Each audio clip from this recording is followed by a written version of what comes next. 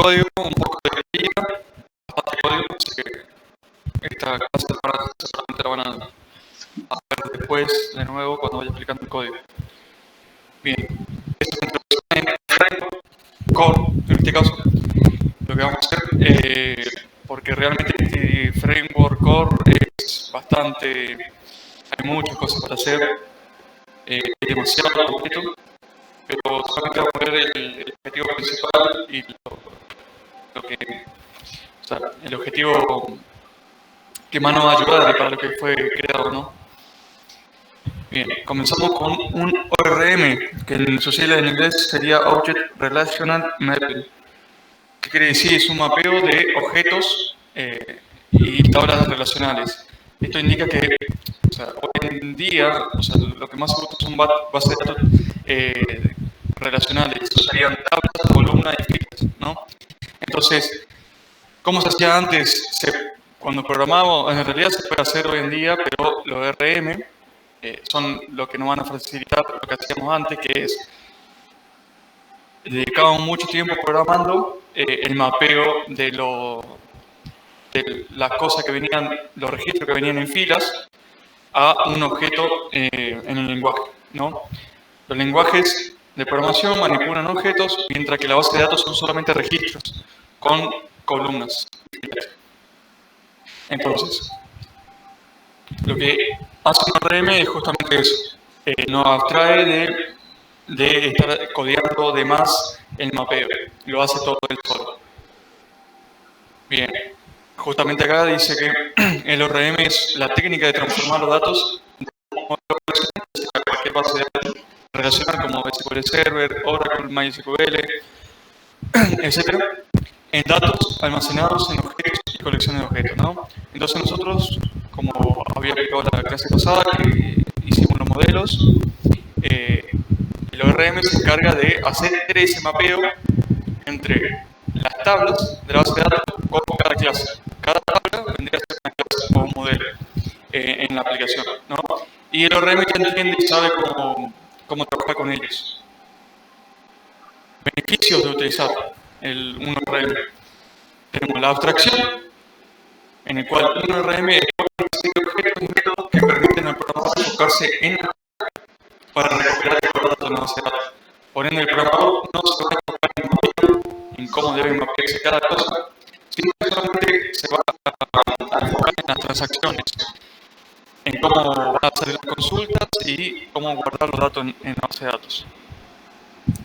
La reutilización, al crear una capa de abstracción, permite manipular los datos de una tabla o un conjunto de tablas. La misma puede ser utilizada de diferentes partes de la aplicación o incluso de diferentes aplicaciones.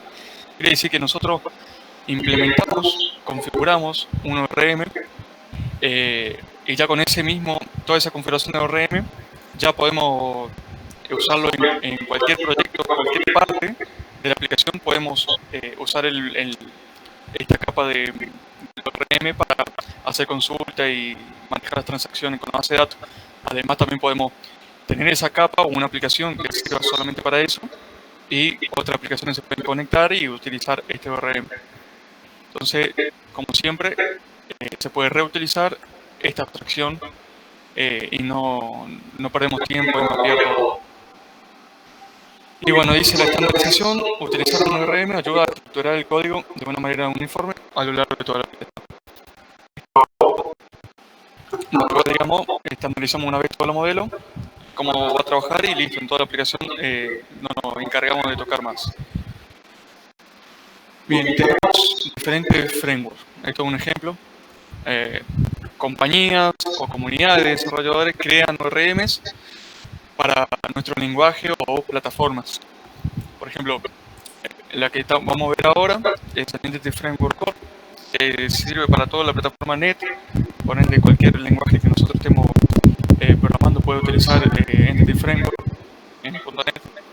Después tenemos otro ejemplo como Hibernate en Java o Hibernate, que es lo mismo pero para .NET. O otro ejemplo es Eloquent, que es para el framework Laravel de PHP. Bien, empezamos con Entity Framework Core y tenemos lo primero, escenario de utilización. Cuando empezamos a usar cuando queremos empezar a usar Entity Framework Core, tenemos que ver, definir por dónde vamos a empezar, ¿no? Acá dice, el acceso a datos se realiza mediante un modelo. Un modelo se compone de clase de entidad y un objeto de contexto, que representa una sesión con la base de datos. Este objeto de contexto permite consultar y guardar datos. Lo que hace Entity Framework, crea una sesión que ese contexto o sea, representa en un momento determinado esa conexión con la base de datos, ¿no? Y va haciendo todas las consultas y mapeando los modelos. Tenemos todo el escenario de utilización o terceros que queremos agregar, que ahora vamos a pasar a explicar. Tenemos database first, ¿no? Dice generar la clase modelo tomando como punto de partida una base de datos existente. Quiere decir que estos modelos que nosotros en la clase pasada ya habíamos creado nosotros mismos los modelos, en este caso si hacemos data first, lo que hacemos es que a partir de una base de datos que ya está creada, usamos Entity Framework para crear los modelos, ¿no? Entity Framework nos va a generar solo todas las clases modelos en nuestro código. ¿Cuándo se suele utilizar esto?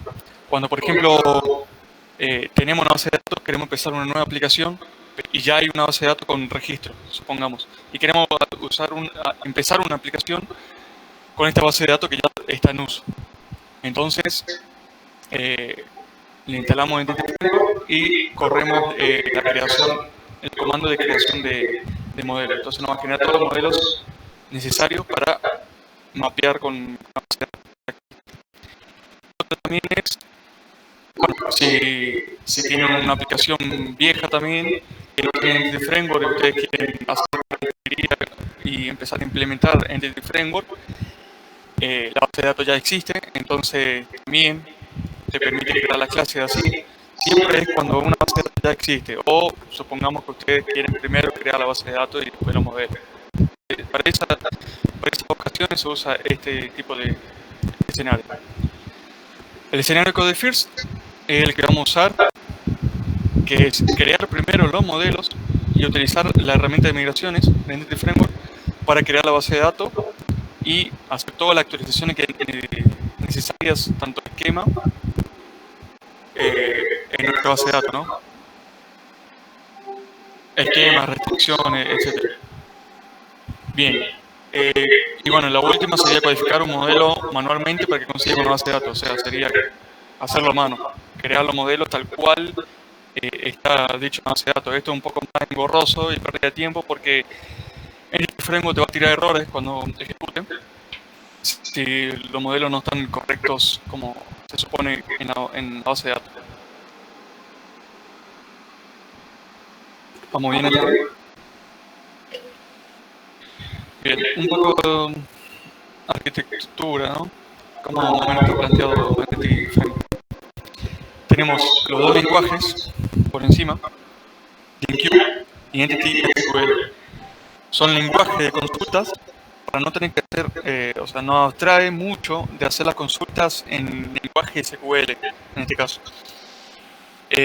Sabemos que los lenguajes SQL son bastante más engorrosos, entonces LINQ y Entity SQL se encargan de hacernos mucho más fácil la consulta y todo el manejo de los objetos, de las transacciones con la base de datos. Bien, nosotros vamos a usar LINQ porque es la más popular y porque es más sencillo que bien, tenemos la capa Object Service y Entity Client Data Provider, ¿no? El Entity Client Data Provider es el responsable de convertir esa consulta que escribimos en LINQ en consulta SQL, ¿sí? Traduce todo lo que escribimos en LINQ a consulta SQL. Esta capa se la pasa al ADO.NET Data Provider, que es la capa que se conecta con la base de datos, que sabe cómo conectarse con la base de datos. Bien, una vez que obtiene todo esto, o sea, todo lo que nosotros pedimos, por ejemplo, en la consulta, se la pasa al Object Service, que es el responsable de convertir eso en una estructura de objetos. Y eso es lo que nosotros vamos a utilizar en nuestro código. Bien, pasamos al DB Context, ¿no? El DB Context es una clase que ya viene con el Entity Framework, de la cual nosotros vamos a derivar. Nosotros vamos a crear una clase que derive de context para usar sus métodos y así configurar nuestro ORM. Bien, nuestra clase derivada servirá para listar las clases que sirvieron de modelos para la tabla de tu base de datos. Vamos a configurar todas las clases modelos que necesitamos que Entity Framework mapee con la tabla de la base de datos que tenemos. Configurar el Entity Framework, en este caso sería indicar del Entity Framework qué motor de base de datos vamos a usar. En este caso vamos a usar SQL Server. Qué motor de base de datos vamos a usar y la cadena de conexión. Le indicamos cómo se va a conectar con la base de datos. Personalizar ciertas características de tu base de datos, bueno, eso es todo lo que tenga que ver con restricciones, con tamaño del campo, si puede ser nulo, la FK, etcétera. Interceptar los cambios que hará Entity Framework en tu base de datos antes que sucedan. Realmente el Event Context se va a encargar de interceptar todos los cambios y demás que nosotros en nuestra aplicación va a almacenar todas las consultas y transacciones antes de impactar en la base de datos, hasta que nosotros no lo indiquemos por código. Un cómic. Bien, pasamos a los modelos y DBSets. Bien, dice que la importancia de los modelos en este framework es que nosotros lo utilizamos para indicarle cómo crear y configurar nuestras tablas y columnas en nuestra base de datos. Esto es lo que hicimos en la clase pasada. Creamos todos los modelos, de qué tipo es y demás.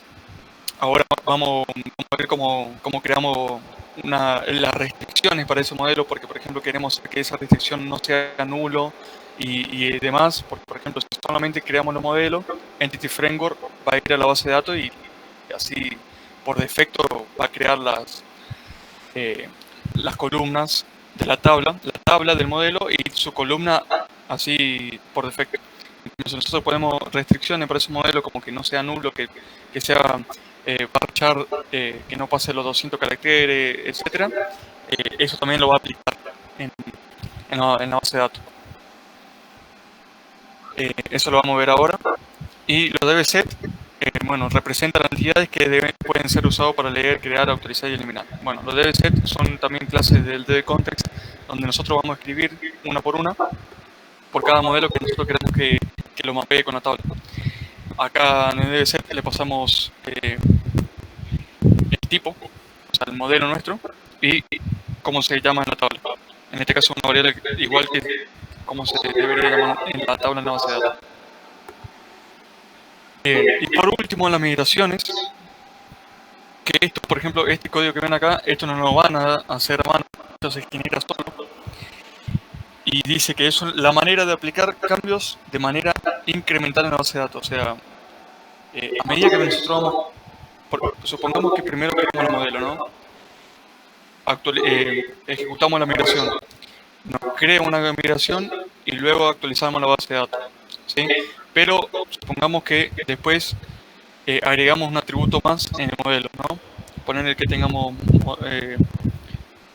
qué sé yo, un modelo persona, tengamos el nombre, el ID, el nombre y después se nos ocurra meterle el DNI ahí. Lo que hacemos nosotros es escribimos el DNI como atributo en el modelo y otra migración más agregando ese campo que te faltó. Así de manera incremental va a ir actualizando la base de datos. O sea, todos los cambios que vayamos haciendo, las migraciones lo van a tomar y después vamos a actualizar la base de datos con eso. Dice, bueno, una migración va a capturar todos los cambios pendientes que debemos revisar. Los cambios pendientes, ¿no? O sea, va a fijarse qué cambios hicimos en los modelos que no están en la base de datos. Y ahí va a armar esta clase que ven acá. Y pueden ser de esquema o de datos. Bien, acá, por ejemplo, tenemos un ejemplo de una migración. ¿Sí? Acá este nombre que ven acá inicial es un nombre que usted le pone en el momento de ejecutar el comando para que cree la migración, ¿no? Para que cree la migración con los cambios pendientes. En este caso dice inicia, pero ustedes pueden poner lo que se les ocurra, por ejemplo, inicio o he cambiado tal cosa, etc. y creas dos métodos siempre, uno up y uno down. El up es cuando nosotros actualizamos la base de datos, va a hacer todos estos cambios que implementa acá. En este caso, ustedes ven que primero crea la tabla con el atributo name, llamado así, bueno, crea la tabla con el nombre de estudiantes y acá especifica las columnas, ID y nombre, ¿no? Y acá le dice que es de tipo entero, no puede estar nulo, y en el otro nombre que es un parchar y, no puede ser, y puede ser nulo, ¿sí? Y la constraint, por ejemplo, que acá crea una constraint, una primera key llamada pk estudiantes, del cual el ID, la columna ID, va a ser la primera key, ¿no? Esto lo que hace cuando nosotros ejecutamos la actualización de base de datos, va a escribir esto y va a crear, digamos, tanto la tabla como las columnas y la constante. Después, si nosotros, eso en la base de datos se guarda en una tabla que se llama migraciones y tiene como, esto lo que hace es ver en la tabla de migraciones cuál fue la última migración ejecutada, ¿no? Esto se va, las migraciones van en tipo pila. No podemos borrar una migración que hicimos en medio. Siempre tiene que ser de manera, a medida que van entrando en la pila se pueden ir sacando. Se hacen rollback. En este caso con el método down, ¿sí? Esto lo que hace, por ejemplo, en este caso, esta migración creó la tabla, ¿no? Entonces, ¿cuál sería el down que crea? Eliminar la tabla. ¿Me explico?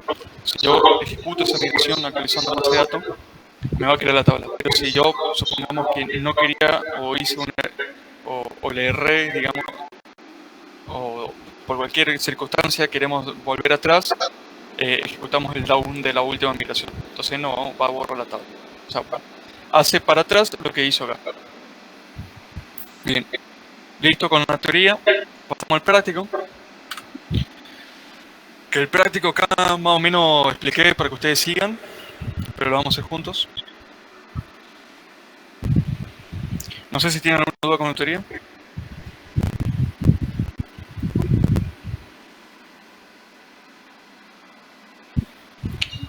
¿No?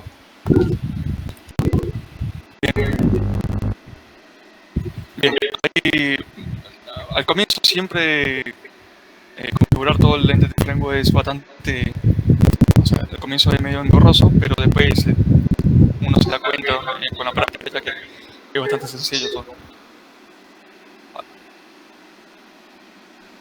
De lo que hay que hacer ahora va a ser crear el proyecto de cero.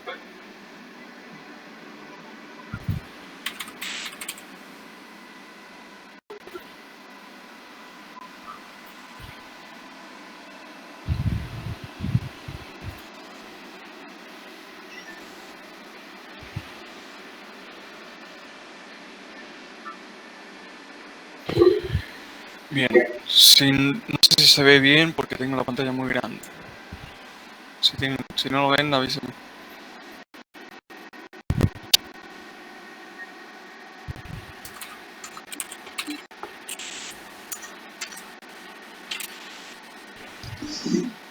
Bien, acá creé el proyecto de persistencia, como habíamos hecho la clase pasada. Voy a eliminar esta clase de ejemplo que me da acá. Voy a crear la carpeta modelos, como habíamos hecho también en la clase pasada. Voy a crear todo de cero, modelos. Y yo tengo acá, voy a pasar los modelos que tengo.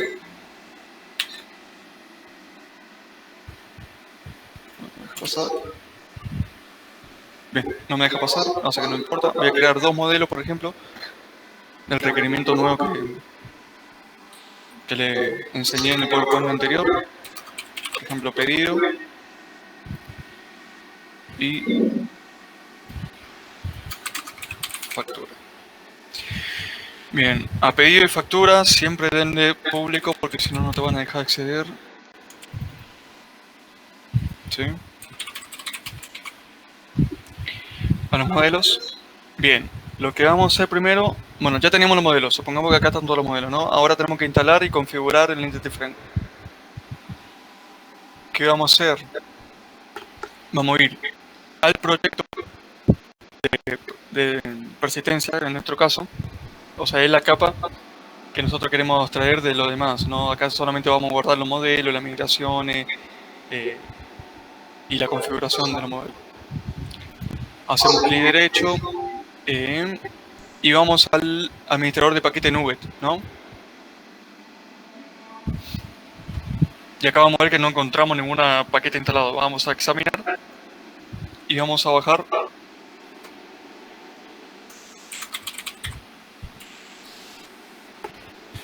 Vamos a bajar, como indica en el PowerPoint, el Entity Framework Core SQL Server, que esta librería nos va a permitir, digamos, o sea, tiene todo lo necesario para que nosotros podamos conectarnos con un motor de SQL Server.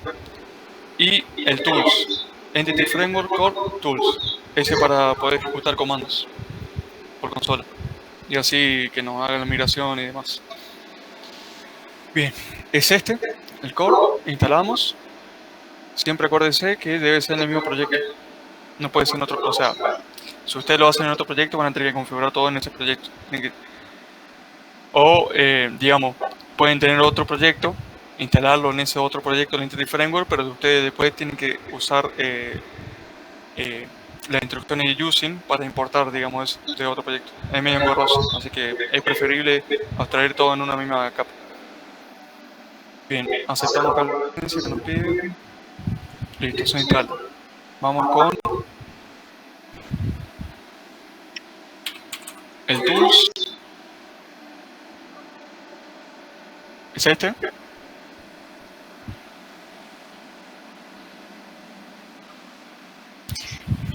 Y vamos con SQL Server.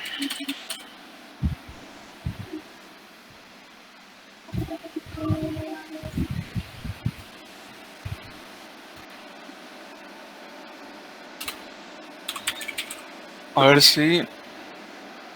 No hay. No sé qué. Por ejemplo, acá vemos que hay de un tercero o del propio MySQL. Si nosotros, por ejemplo, tenemos un motor de base de datos MySQL, acá tenemos librerías para poder hacer esa conexión. De parte de Microsoft no la tenemos, pero tenemos librerías, por ejemplo, de Oracle provee la propia librería para la conexión de Entity Framework Core con la base de datos, con el motor de base de datos de MySQL. Pero en este caso vamos a SQL Server. Así que ya tenemos los 3 instalados, se hemos instalado, vemos que están los 3 en nuestro proyecto. ¿Sí? En nuestro proyecto que tenemos marcado. Bien. Ahora, como dice el PowerPoint, creamos nuestra clase de contexto que va a derivar justamente de DBContext. Esto vamos a copiar. No hace falta tanto copiar, pero lo hacemos. Acá lo podemos poner en cualquier parte, pero yo lo voy a poner en la carpeta modelos.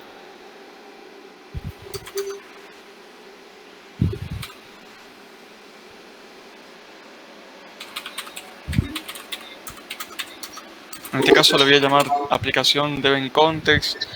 Le pueden poner el nombre que quieran. Es más, en una misma aplicación pueden tener mucho DBContext, ¿no? Pueden que tengan distintas bases de datos y ustedes configuran varios contextos por cada base de datos, ¿no? La aplicación puede usar, digamos, distintas bases de datos, pero supongamos que tenemos una base de datos en SQL Server y otra en MySQL. En la aplicación configuramos un contexto para ese SQL Server y otro para el MySQL, ¿sí? Creamos dos clases y lo manejamos así. Después, para el ORM, para nosotros es indistinto cómo lo usemos, porque el ORM ya sabe si es de MySQL o no y nos abstrae de eso. Digamos, hacemos consulta de link view, que eso lo vamos a ver en la clase que viene, de la misma forma con cualquier base de datos. El Entity Framework se va a dar cuenta a quién tiene que acceder. En este caso le voy a poner el nombre de aplicación. Y creo. Bien. A la aplicación, esta la vamos a derivar de DBContext. Ustedes van a ver que acá me tira en rojo, porque no reconoce de dónde viene eso. yo por ejemplo hago Alt y Enter, si no, es clic derecho y ya no me acuerdo no me acuerdo cómo se solucionaba. Acciones rápidas creo. Sí, lo mismo. Clic derecho y vemos las acciones rápidas. Si no, hacemos Alt y Enter y es lo mismo. Y acá más o menos nos va a aconsejar el Visual Studio qué podemos hacer, ¿no? Porque no sabe qué es esto. En este caso, reconoce que hay un paquete de Entity Framework Core y nos recomienda usar el using, ¿no? Entonces le hacemos clic acá y nos agrega el using acá. Acá no importa la librería de Entity Framework Core. Y ahora sí lo toma a la clase, lo reconoce. Bien. Acá vamos a empezar configurando esto. Vamos a empezar la configuración de nuestra base de datos. Yo voy a copiar el código acá. Bien. Al comienzo esto es medio engorroso, pero después van a ver que es sencillo configurar esto. Hay un método que se llama onConfigure, ¿sí? Que acá le pasamos dbContext option builder y le pasamos una variable, ¿no? Entonces, a este constructor, en este caso, le hacemos el método useSQLServer porque vamos a usar un motor de SQL Server.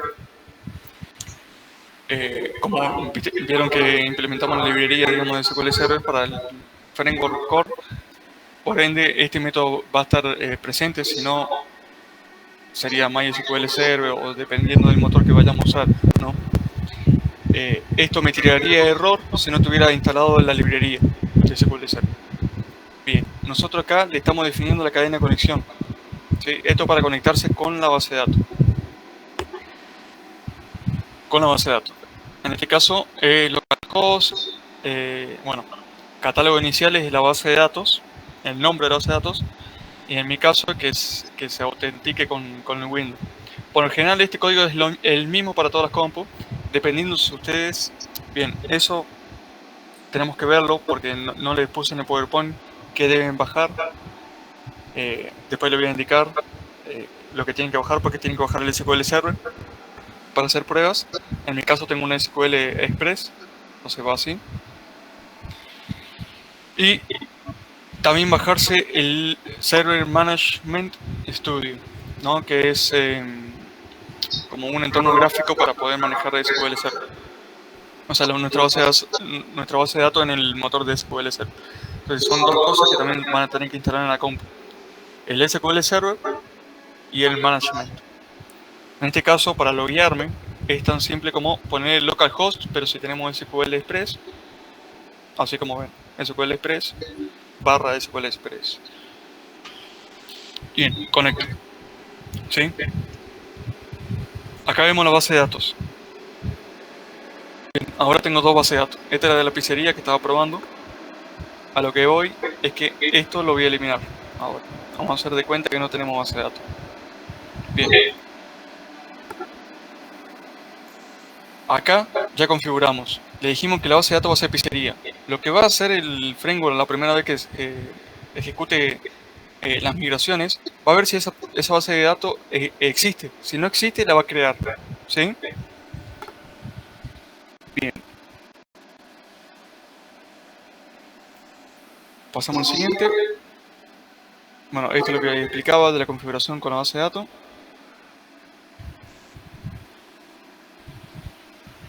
Bien. Acá tengo otra cosita que tenemos que agregar los dbset a nuestro contexto. ¿Sí? Ya tenemos configurado el Entity Framework con nuestra base de datos. Tenemos los modelos. En este caso tengo dos modelos nomás. Y ahora hay que agregar acá en el mismo contexto cada uno de los modelos, de los dbset.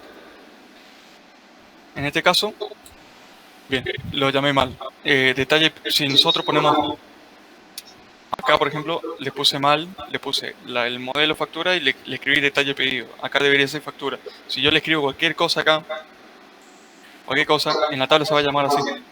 ¿Sí? Entonces, por general, llámale de la misma forma. Ahí. Bueno, factura. Y acá, por ejemplo, tenemos otro modelo que es pedido. Pedido. Entonces, de esta forma, con cada DBZ, ustedes van a hacer uno por cada modelo que tengan creado. Por cada DBZ le estamos diciendo al contexto que estas son las tablas con este modelo, ¿sí? Y él ya se va a encargar de hacer todo el mapeo. Bien. Pasamos al siguiente. Por ejemplo, si yo en mi tabla pedido, en mi clase pedido, bien, acá me falta implementar por pedido, poner los modelos. Guárdenme.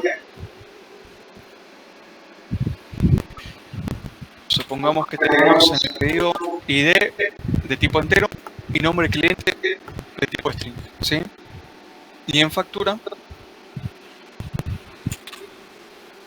guardamos pedido.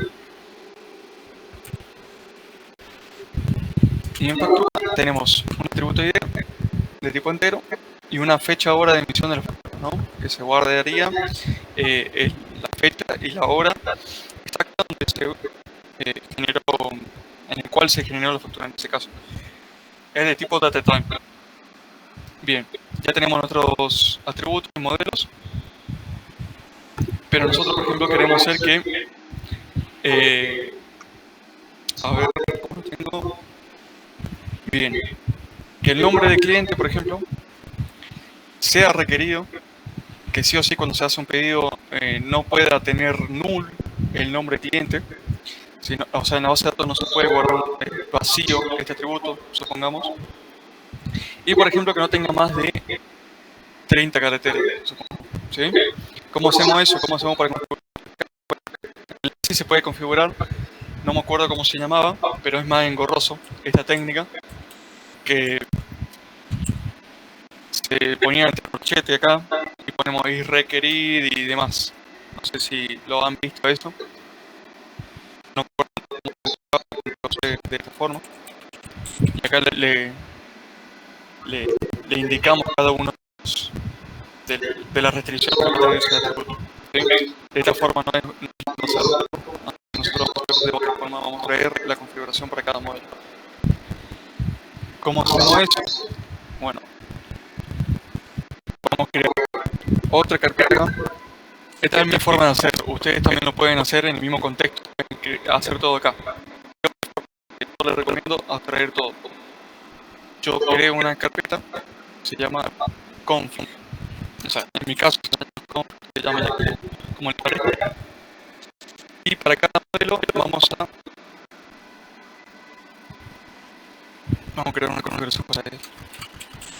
Video como supongamos. Bien. Esto lo hacemos.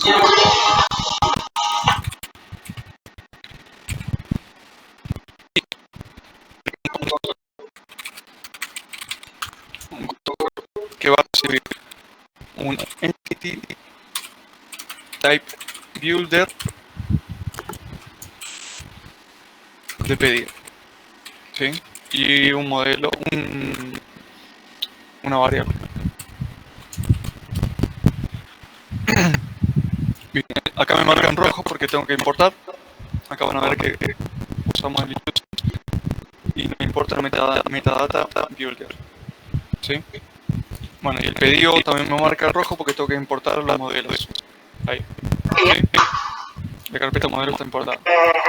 Bien, bien. A cada constructor del entity, acá vamos a ponerle builder, o sea que es un constructor de la entidad.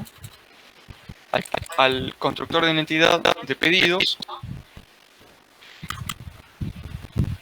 bueno, hacemos punto y acá tenemos todos los elementos que podemos usarlo como restricciones, ¿no? Por ejemplo, cascade, para indicarle, por ejemplo, que tal atributo va a ser la clave primaria en la base de datos. Hacemos clic, cascade, entre paréntesis x, tal que x, solo si x, x.id. Si ustedes ven, yo hago X punto, la X representa pedidos y van a ver los atributos acá. ID o nombre cliente. En mi caso, la clave primaria va a ser ID. Ahora, acá yo le estoy diciendo que al pedido, el constructor de la entidad de tipo pedido va a tener una clave primaria que va a ser el atributo ID de pedido. ¿Sí? En este caso, nosotros podemos configurar así o podemos no hacerlo a esto porque Entity Framework si ustedes usan, ¿cómo es? Hay una guía de estilo de Entity Framework que si ustedes codean, digamos, hacen el código como Entity Framework lo puede interpretar, ya lo hace solo. Por ejemplo, si yo he pedido, acá le pongo ID pedido, Entity Framework no va a saber solo que esta es la clave primaria. ¿Sí? Por eso Entity Framework nos recomienda hacerlo más o menos en el estándar que él pide. Si nosotros, por ejemplo, le ponemos ID solamente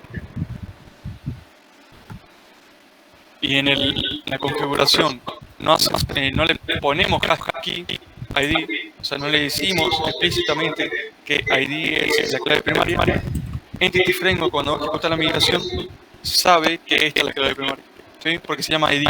Entonces interpreta que esa ya de por sí, por defecto, nosotros queremos hacer la clave primaria, ¿sí? Bien, espero que se entienda eso. Por la duda lo agrego, ¿sí? Para mostrar como ejemplo. Y creamos otro, por ejemplo, Entity Builder, Property, que le vamos a agregar una propiedad a algún atributo, en este caso,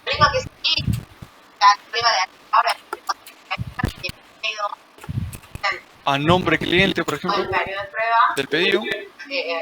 Bien, la propiedad nombre cliente del pedido, punto, que queremos que sea. Fíjense que acá tiene longitud máxima,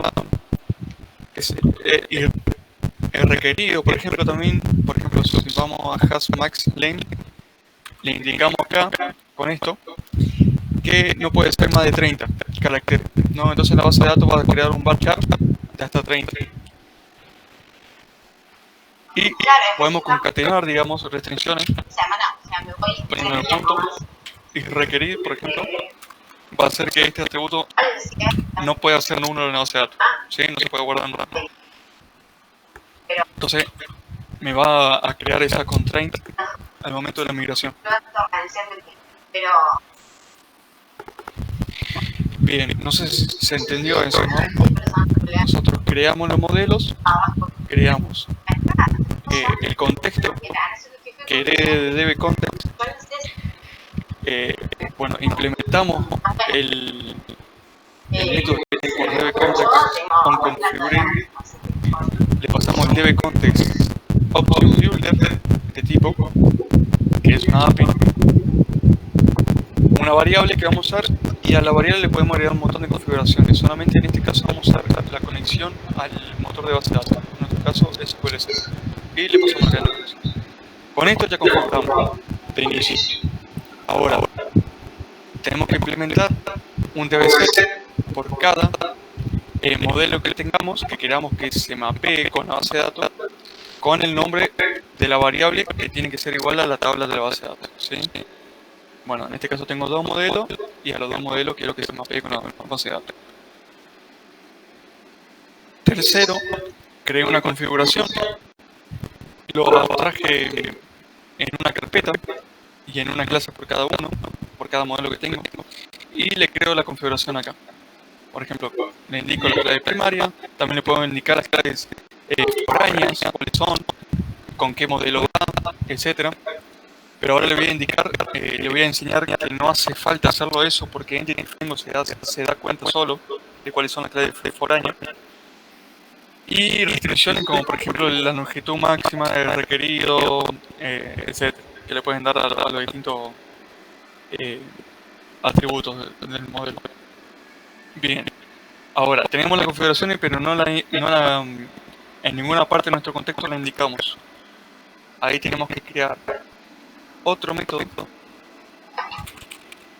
de tipo protector,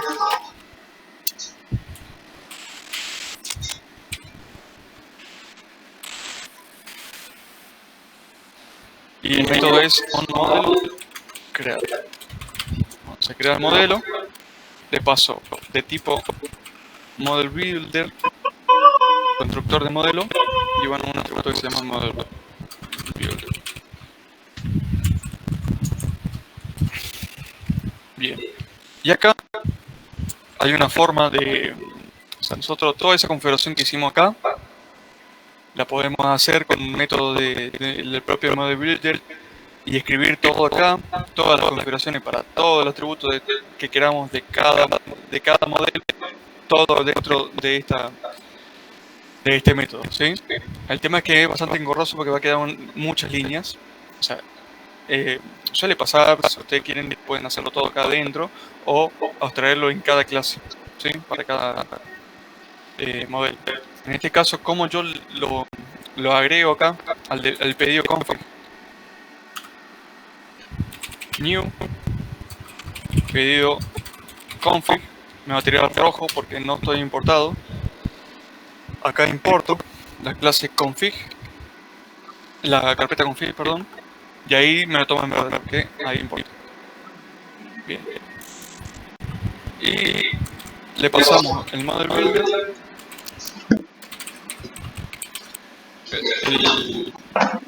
la variable, y le indicamos que la entidad, o sea, el model builder tiene todas las entidades que nosotros definimos, pero justamente la entidad de tipo pedido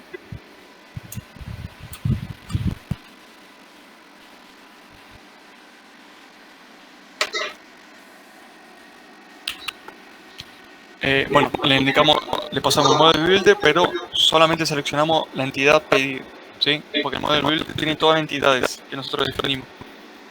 En este caso solamente queremos pasarle pedido. Esto lo que hacemos es pasamos la entidad pedido al pedido config, al constructor del pedido config.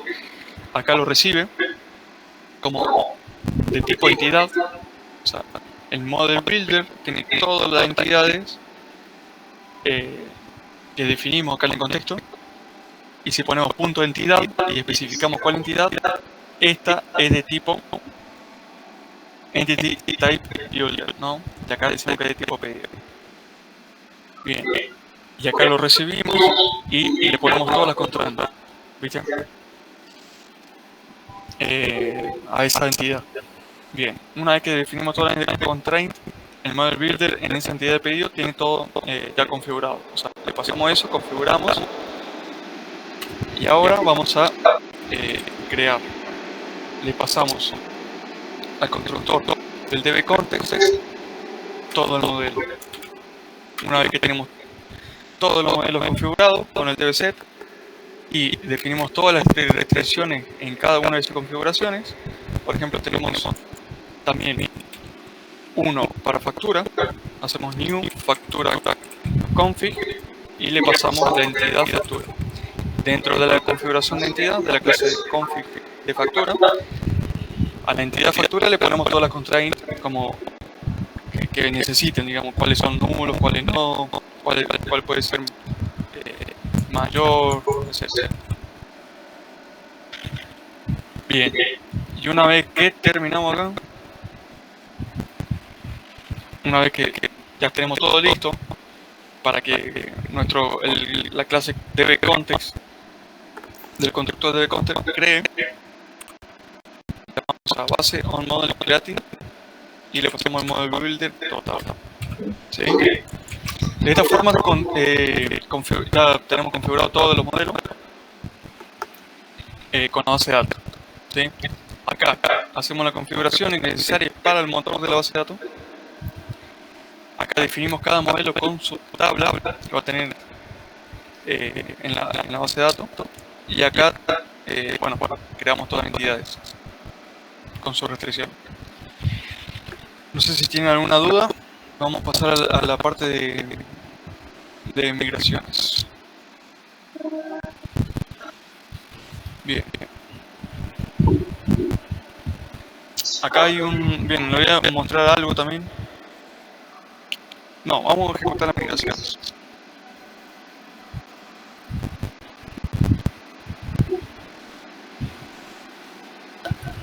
tenemos todo lo necesario ya para crear la base de datos y ejecutar migración. Como ustedes ven, la base de datos pizzería no la tengo en la base de datos, así que lo que tenemos que hacer es ir a la consola del administrador de paquetes, ¿sí? No al PowerShell, no, porque no lo tomo ahí, sino a la consola del administrador de paquetes. Tienen que tener en cuenta que en la consola del administrador de paquetes ustedes deben seleccionar acá el proyecto donde están parados. En este caso, Persistent Database, porque puede ocurrir que ustedes ejecuten comando y le tire error porque no existe ese comando para ese proyecto, porque pueden estar en otro proyecto. Fíjense que tienen que estar en ese. En este caso vamos a ejecutar con el comando add migration y le ponemos nombre, inicio, ¿sí? Acá lo que va a hacer es construir una migración para lo que ya tenemos. Se va a fijar si tenemos una base de datos, si la tenemos se va a fijar con los modelos, si los modelos están creados en la base de datos como tabla, y si están creados, qué atributos faltan o qué restricciones no tienen para poder generar esa nueva migración y luego aplicarla directamente a la base de datos. Bien, acá me generó la migración, lo que hace es abrir, se abre la clase de migración generada con add migration, le puse el nombre de inicio. Van a ver acá a la derecha que se creó una carpeta que se llama migraciones. No sé si la pueden ver, o no. Migraciones y me creo clase generar clase aplicación del contexto del snapshot. Bueno, y me genera la mera migración, ¿sí? A partir de ahora va a generar una migración cada vez que cogemos migration y haya cambio el modelo. Puede que no haya cambio en el modelo, no haya migración vacía. Por ejemplo, acá creo nuestra primera migración, yo no hice un cambio en el modelo y le digo segunda migración. Creo migración y me va a construir una migración, pero está vacío. O sea, no me inventó nada. ¿Vieron? Está vacío, no me sirve. Digamos, va a ejecutar en la migración que tiras a actualizar la base de datos, pero no va a hacer nada porque está vacío, porque no hay ningún cambio que yo ya haya hecho. Yo lo que voy a hacer es eliminar esa migración que acabo de hacer. Eliminé. Bien, vamos a pasar a la migración, la primera migración primero, que abre la migración acá. Y en el método podemos ver que nos hace crear tabla factura con la columna ID de tipo entero. No puede ser nulo, dice. Bueno, porque un ID, esto lo interpreto solo. Como ustedes ven, yo no le hice una configuración a la factura. No le hice una configuración, le dije que era primer y solo el framework te das cuenta que es una ID de tipo entero, no puede ser solo uno, porque también es una primera key. Y acá ya le agrega identity 111. ¿Qué quiere decir esto? Que cada vez que se va a haber un resultado nuevo de factura en la base de datos, solo va a aumentar en 1. Ahí tiene que decir crecer en 1 el ID por cada registro nuevo. Bien, y la fecha ahora de emisión que va a agregar una base de datos de tipo DataTime2. Esto es un tipo de SQL. No va a ser nulo. Esto es perfecto, no le configuré nada. Digamos, si yo le pongo uno que no es requerido, esto va a ser true. Que puede ser nulo. En este caso perfectamente. Y me agrega la constraint.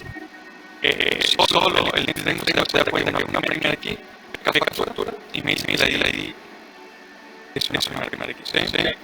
Esto es la carta que me quiere dar el modelo de configuración. En realidad con configuración no le hice, por eso pone las cosas perfectas. En cambio, en mi video, yo hice la configuración en la cual la primera de ID es igual a que lo mismo, se le haya puesto.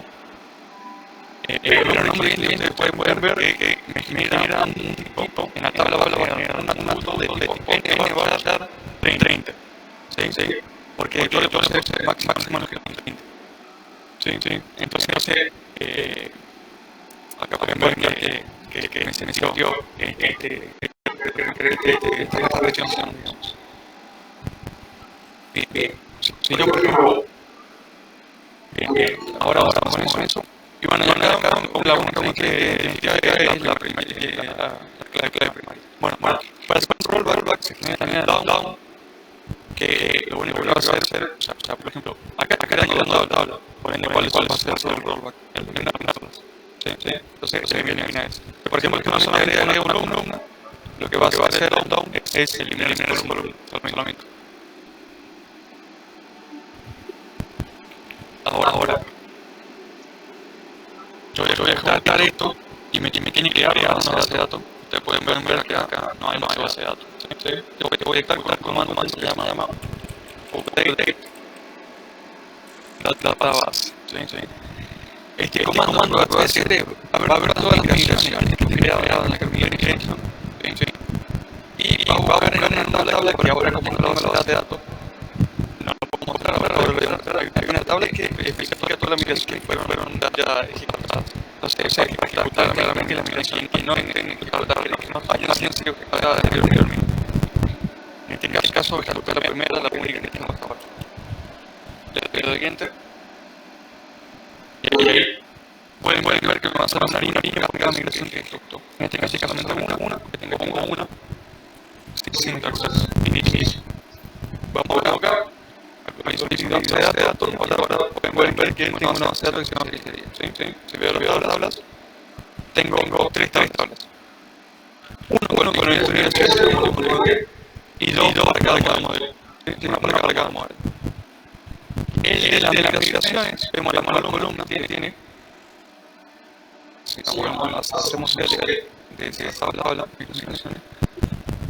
Van a ver que hay un registro por cada migración ejecutada. ¿Sí? En este caso hay un registro solamente y me dice cuál es el nombre de la migración ejecutada.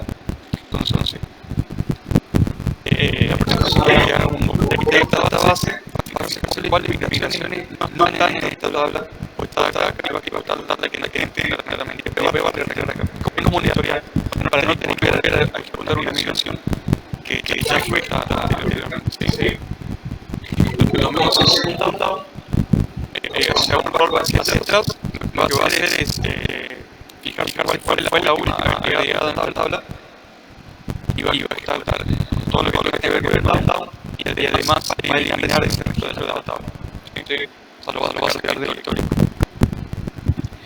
Bien. Si vemos backfactor, el pedido, vemos que acá backfactor, el ID tiene dos atributos, ID, tipo entero, el APK, la primera aquí, la fecha de resolución y el tipo de atendan 2, no puede ser nulo. Y en pedido tenemos número 2, ID, y número cliente que es número como lo digamos así. Ahora supongamos que yo quiero ir, también cerramos, las migraciones no se tocan, ¿sí? Una ya se dejan ahí, no hay que cargarla, no hay que, al momento de que subir el repositorio, suben migraciones que el otro programador, por ejemplo, si tiene una base de datos local, escucha todas las migraciones y cambios que tenga la fecha, ¿sí? Si no, digamos esto en un solo, y se deja ahí.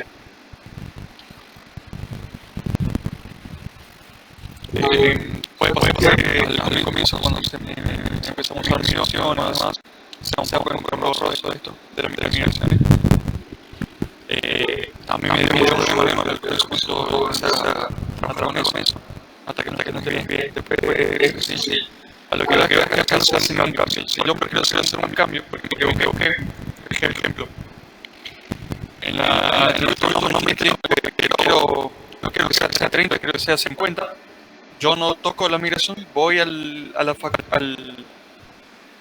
configuración de mi modelo, donde hice la configuración, que es acá, y en lugar de 30 le pongo 50, ¿sí? Guardo esto. Entonces, acá ya hice un cambio. Yo acá hago add migration,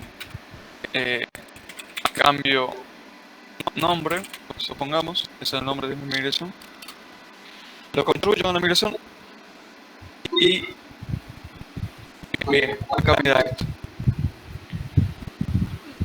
Acá me muestra que esta nueva migración va a ser un alter a la columna, especifica el nombre de columna, la tabla, del tipo nuevo y así, ¿sí? Y el down va a ser lo contrario, ¿no? O sea, si este antes era de 30, ahora lo que va a hacer es, cuando ejecutemos el down, antes era de 50 y ahora va a ser de 30, ¿sí? Acá está diciendo que de 30 pasa a 50, y si nosotros queremos volver atrás ese cambio, va a pasar de 50 a 30, ¿sí? Va a volver atrás, eso es lo que ejecuta. No sé si ven acá el cambio. Si yo doy update database, ahí ven que me ejecutó la única migración que tengo disponible, es que cambió de nombre. No me ejecutó la primera que hicimos porque ya fue a la tabla migración histórico y leyó que esta ya existía, ¿sí? Entonces me ejecutó la otra, que no existía. Si hacemos un select a las migraciones, van a ver que ahora hay dos migraciones, ¿sí? La primera y la última que cosa. Si yo, por ejemplo, hago un update database acá, me va a decir que no hay migraciones para aplicar, porque la base de datos está actualizada, ¿sí?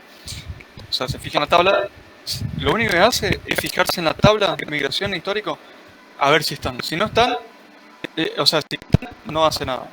Si no, la que no estén, la migración que va a ejecutar. Supongamos que nosotros hicimos un cambio manual acá en la base de datos. Identity Framework, digamos, no se va a dar cuenta de eso. O sea, no se va a fijar acá, sino que se va a fijar solamente en qué migraciones hay. Solamente. Por eso no hay que, a mano, modificar esto.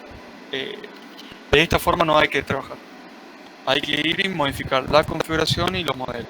Y crear una nueva migración y actualizar la base de datos. Siempre así. Ahora, nosotros cambiamos esto a 50. Si vamos a pedido, vamos a ver la columna que está en 50 ahora. ¿Vieron?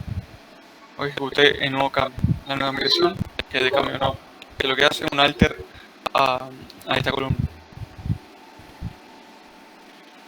Bien, ahora qué más.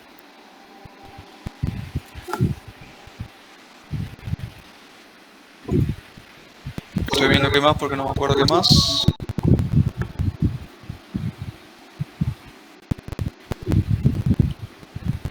Bien, sí. Por ejemplo, la llave foránea. ¿Sí? ¿Tienen una consulta? Sí, yo justo iba a preguntar de la clave foránea cómo se hace. Bien, sí. Eso me estaba olvidando. La llave foránea nosotros podemos, por ejemplo, acá en pedido, yo puedo crear un public. Por ejemplo, un pedido puede tener, supongamos, una factura, ¿sí? Hay una factura que está relacionada con este pedido. Factura ID. Y ahí supongamos. Nosotros a esto le podemos ir a la configuración de pedido y decirle acá. Yo no me acuerdo cómo se hacía acá, vamos a ver cómo sale.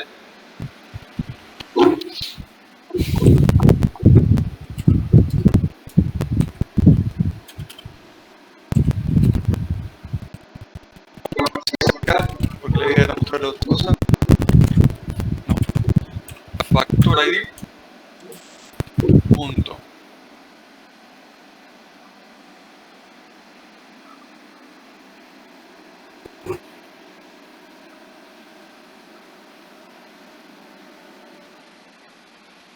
No me acuerdo acá cómo se hacía, pero bueno, la idea, esto no lo van a usar nunca, ¿sí? Lo que van a hacer es ir al pedido y, bueno, tienen factura ID y tienen que crear un public de tipo factura, ¿sí? Tienen la factura ID que se debe escribir así, porque Entity Framework se da cuenta con el nombre y luego seguido del ID, se da cuenta que esto puede ser una clave foránea, ¿sí? Y acá, si encima le decimos que tiene una factura de esta forma, y Entity Framework va a interpretar en el momento que es claramente un pedido tiene una factura. O sea, va a ver que acá hay una factura, el modelo factura, y va a ver también que está el atributo factura ID. ¿Sí? Si nosotros hacemos esto, ya Entity Framework ya interpreta que pedido tiene una factura. Y si nosotros vamos a factura, bueno, y nosotros tenemos que ir a factura y le ponemos pedido, ¿sí? La factura corresponde a un pedido. Bien, ahora nosotros acá ya le implementamos esto y vamos a crear una migración.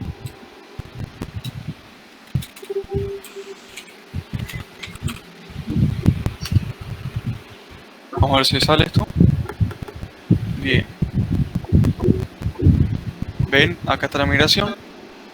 Agrega la columna a pedido factura ID. Crea un index y agrega la llave foránea. ¿Vieron? La tabla pedido, factura ID con factura ID. ¿Ven? Agrega una constraint en la tabla pedido, del cual la columna factura ID de la tabla pedido va a hacer referencia a la columna principal, que en este caso es ID, de la tabla factura. ¿Vieron? Y bueno, acá le agrega de forma cascada la referencia. Acá la migración me va a agregar la foreign key. Y el down va a hacer lo contrario, o sea, va a eliminar esa contraria. Y esa nueva columna que le agregamos a la tabla pedido, factura ID. Nosotros actualizamos la base de datos. Vamos a la base de datos. Vamos a pedir. Y van a ver que acá en keys vemos que tenemos la PK y la nueva constraint. FK de pedido a factura, con factura ID. Si vemos la columna, vamos a ver la nueva columna factura ID, que es una FK. ¿Sí? Bien. No sé si se entendió eso. Cómo lo toma Entity Framework. Genera la llave foránea solo. Yo tengo que agregarle el nombre del modelo seguido del ID. ¿Sí? Y tengo que agregarle también el modelo con el mismo nombre. De esta forma, Entity Framework, para generar la migración, se da cuenta que esto está haciendo referencia a una llave foránea. Esto que agregamos acá de pedido a factura, podemos obviarla. ¿Sí? Podemos obviar eso. Pero al momento de que nosotros queramos, por ejemplo, obtener el pedido de esa factura, no vamos a poder hacerlo. O sea, esto es para agregarle navegabilidad, digamos, al modelo factura. Si nosotros estamos trabajando en factura en el código y queremos tener su pedido, no lo vamos a poder hacer. Tenemos que ir de pedido a factura. En cambio, si agregamos esto, que no está de más, ahí sí vamos a poder buscar su pedido. La factura tiene pedido y el pedido tiene su factura, ¿no? Esto es con tal de agregar navegabilidad nomás al código. Pero donde nosotros queramos agregar la llave foránea es donde debemos marcarle en el modelo el ID y el modelo propiamente. ¿Sí? Bien, ahora supongamos que yo quiero hacer que pedido tenga muchas facturas. Eliminamos esto. Pedido puede tener muchas facturas. ¿Sí? ¿Qué hacemos? Hacemos una colección de facturas. Ahí. Bueno, hacemos una colección de facturas, pero yo no puedo agregar el factura ID acá, porque acá esto me representa que solamente tiene una factura, pero en realidad el pedido tiene muchas. ¿Qué hago yo? Elimino esto. Bueno, elimino esto, ¿sí? Y ahora es al revés, la factura va a corresponder a un pedido, ¿sí? O sea, puede haber muchas facturas que correspondan a un pedido, por ende, nosotros hacemos una lista de facturas en pedido y hacemos que la factura acá tenga pedido ID, ¿sí? Y bueno, lo mismo. Public, pedido, pedido. ¿Sí? Entonces de esta forma ejecutamos la migración.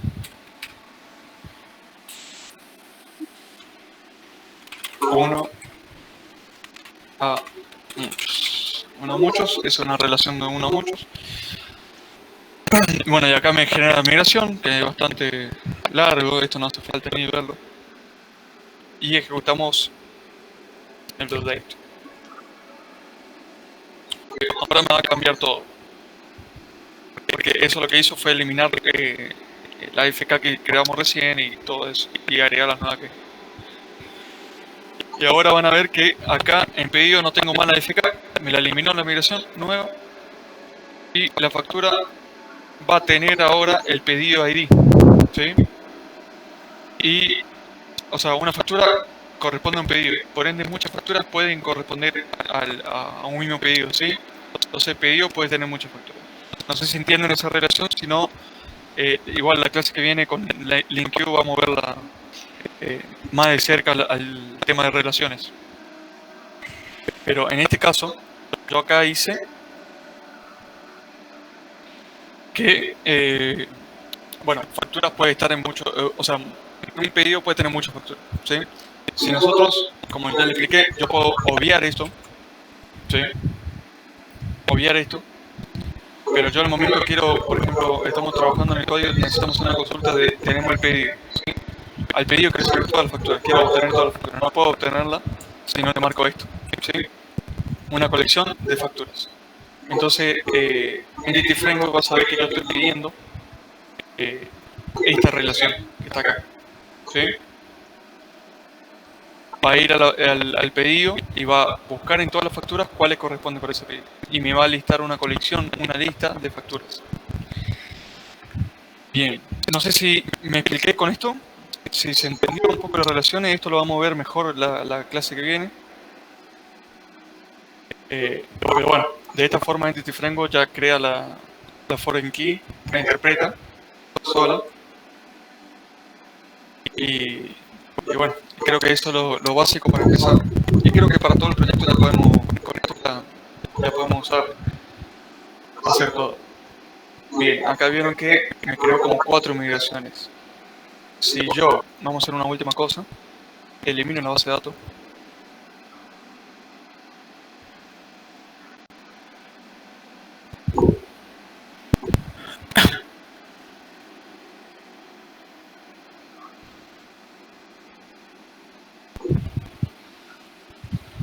Bien, no sé por qué tarda tanto. Profe, una consulta por el trabajo. Sí. Solamente había que hacer las clases nomás y los atributos que necesitábamos en el requerimiento, nada más eso. Sí, No hay que hacer relaciones y esas cosas. bien. Sí, las relaciones, digamos, las va a empezar a hacer ahora con esta clase. O sea, va a crear esto y va a crear acá las relaciones como te acá. Sí, por ahora solamente, o sea, no vamos a tener nada funcionando. Yo tengo que traer el proyecto, tengo que armar el frontend para que me muestre por pantalla, digamos.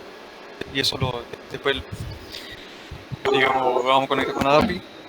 Lo que vamos a hacer ahora, los modelos, ustedes van a interpretar qué atributos van a ir cada modelo y su relación, ¿sí? Eso, si pueden para la semana que viene ir mostrándomelo, así ya vamos acordando, estandarizando una forma. Bien, Claro. y Porque como usted dice que el tema de que es uno con varios, esas cosas como que me marea un poco. bien, sí, las relaciones varían un poco. Al comienzo, yo la clase que viene voy a traer bien sobre eso, con gráfico y demás, porque sí, se puede confundir al principio el tema de la relación. Voy a hacer más hincapié en eso la siguiente clase con consulta de LinkQ, ¿sí? Vamos a consulta, vamos a consultar, por ejemplo, de pedido toda la factura y vamos a hacer ejemplos así. Bien, no sé si hicieron el proyecto de consola con ejercicio.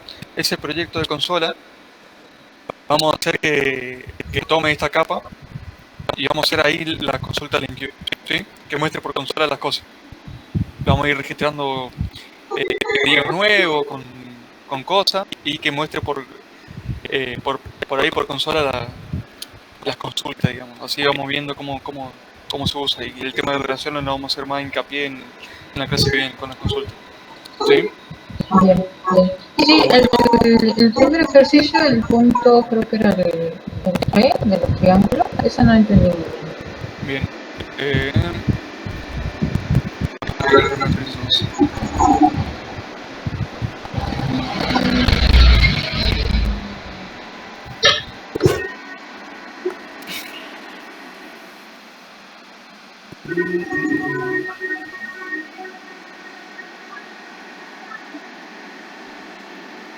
Ya, tengo acá.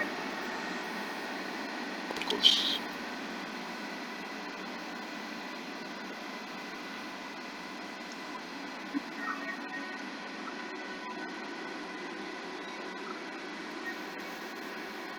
¿cuál me dijiste? ¿Un número? Ah, el 4 es el de los triángulos, sí.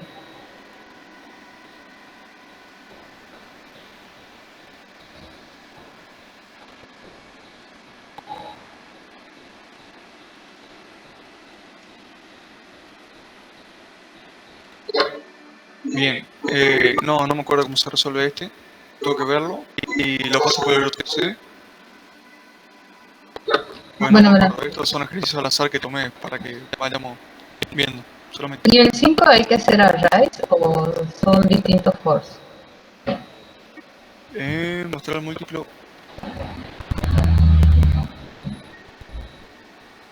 Y no sé, ¿cómo lo querías resolver? Yo hice de distintos for, pero no sabía si era array y que aparezca ahí una sola lista de múltiplos 3 y la otra lista de múltiplos Sí, 2, puede ser que también. no sabía. Sí, Entonces yo puede hice ser. el for y que mostraba primero los múltiplos 3 y después mostraba los múltiplos 2. Si bien, si lo muestro por consola, yo después veo cómo está implementado nomás. Pero mientras dé bien, eso yo voy a traer la resolución de estos ejercicios para la próxima clase. ¿Sí? Ah, bueno, listo. Ustedes acuérdense de hacer el repo en GitHub o no sé, y pásenme los links. ¿Sí? Bueno, Así puedo ir viéndolo. Y si pueden ir ya leyendo claramente la clase 2 para mi objeto, el tema de la pizzería. Una interpretación, o sea, más que nada una interpretación para ver cómo sacan los modelos de esto y las relaciones más o menos que ustedes tengan pendientes. Y configuren ya el Entity Framework, acá más o menos está la explicación. Si no, miren esta clase de vuelta, mírenla. Acá está más o menos la explicación, ¿sí? Con el código.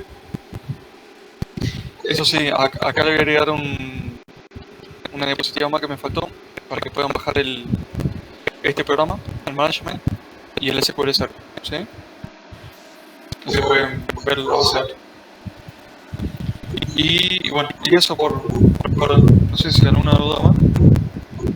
De última, ustedes siempre, en cualquier hora, en cualquier momento pueden escribir en WhatsApp, todo contexto, ¿sí?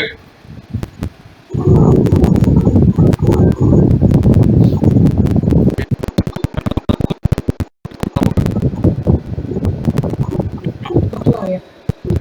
Todas las dudas, todas las dudas que tengan al WhatsApp, yo contesto ahí, me pongo un tiempo y los ayudo, claro. Bueno, Bien. Bueno chicos, me despido entonces. Espero que se haya entendido algo por lo menos de esto. Es bastante complicado en Entity Framework al comienzo de entender cómo se configura y demás, pero después, una vez que tomas ritmo, sale solo. Todo. Es siempre lo mismo. Se entendió bastante igual. Bien. Bien. Lo dejo chicos. Que tengan buenas tardes. Buenas tardes. Buen fin de.